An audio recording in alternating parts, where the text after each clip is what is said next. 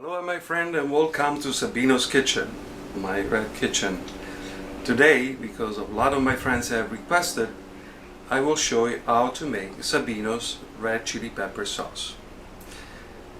It's very good and it's my recipe, so don't try to put it out in the market. But if you do, let me know. So maybe I can get some royalty checks, that passive income we all need.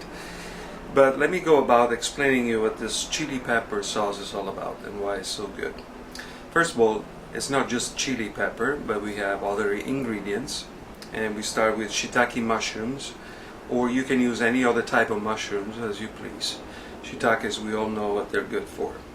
And then we have some roasted bell pepper, red bell pepper, which are just sweet and delicious. Then we have some garlic, of course olive oil, a bit of vinegar, and some salt. And I'm going to show you how to put this recipe together, and you can use it for many different things. You can use it as a condiment in your soups, or you can use it as a little spread when you make your sandwiches, or you can use it for your barbecue, beef, chicken, sausages, whatever you feel like. Anyway, it's also delicious with a little bit of shoyu sauce for fish, by the way. Anyway, so you can experiment as you please. I'm sure this will be a great companion in your arsenal of sauces and condiments in your refrigerator. So share it with friends and enjoy it. Right now I'm going to show you how to make it, okay? Follow me in the kitchen. Let's start with the ingredients that we're going to use. So what we have is, like we were saying, a little bit of garlic, about maybe 7-8 little cloves of garlic right here. And then we have the roasted bell pepper au jus. There we go, here you are. And that is delicious. I don't want to spill, but that's the way they look. And then we have some shiitake mushrooms right here. Those were actually dried mushrooms that I soaked in water, hot water, and they came back to life. And we got our little shiitake mushrooms. And here we have our chili sauce, and that's just one of those Thai chili sauces. They make great chili sauces, red chili. And of course we have a little bit of salt right here, and then we have our olive oil, extra virgin, a little bit of vinegar. You can choose balsamic, or this one in particular is a cherry vinegar. Anyway, and then of course all kitchens should have a glass of wine. It's not for the recipe, but it's for the chef, and you always want to have a little vino as you're cooking. Great, so now that I've shown you all the different ingredients, let's continue with the preparation. As you can see, I have my magical skillet here. The skillet and me have gone through a lot of recipes. It's one of my favorite skillets.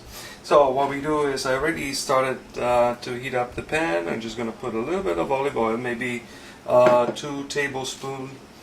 And since the mushrooms are going to absorb some of that oil and release a lot of water, so we can always drain them a little bit. Test it. And it's sizzling, so that means it's hot. And so go ahead and mushrooms. At this point, I would like to add a little bit of my salt, which is going to serve as almost like a tenderizer for the mushrooms. Mix it a little bit. We're getting to the point where we can introduce the vinegar. And so here it is.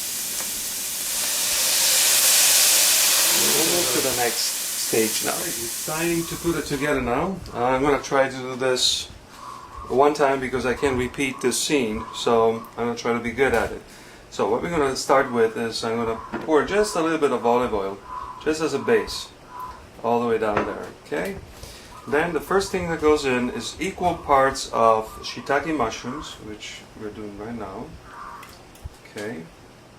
Spread them evenly, because they're still in one piece, so as soon as they start blending, they're gonna reduce their volume. And then what we're gonna do is we're gonna put a little bit of garlic. Okay, be nice with the garlic. If you love, like I do, garlic, you can put the whole thing in it. And then the third thing actually, it's the roasted bell pepper. So you can put a little bit of the juice as well that was marinating in olive oil, and so I'm just going to put a little bit of the juice in as well. Gives a nice sweet flavor. Okay, there it is.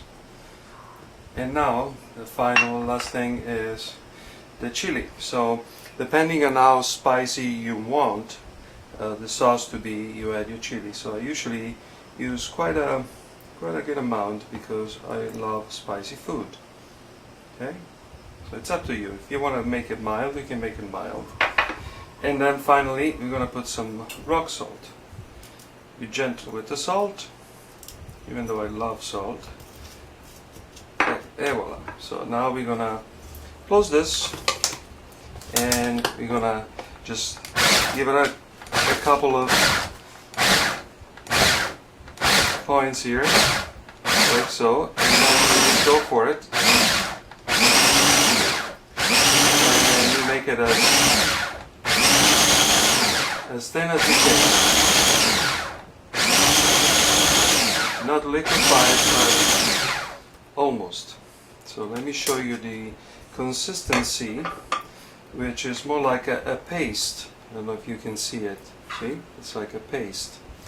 And it's like a spread. So you can use this also for vegetables or for any other things that you may think will suit some little spicy bite to it. Okay?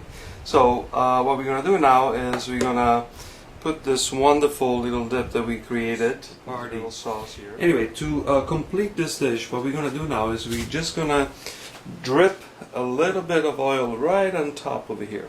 So that kind of seals it a little bit and keeps it nice and fresh. Okay, we do this, and then we put the covers. Sabino spicy chili pepper sauce. Okay, thank you very much, you guys, and our next dish maybe will come pretty soon. Who knows?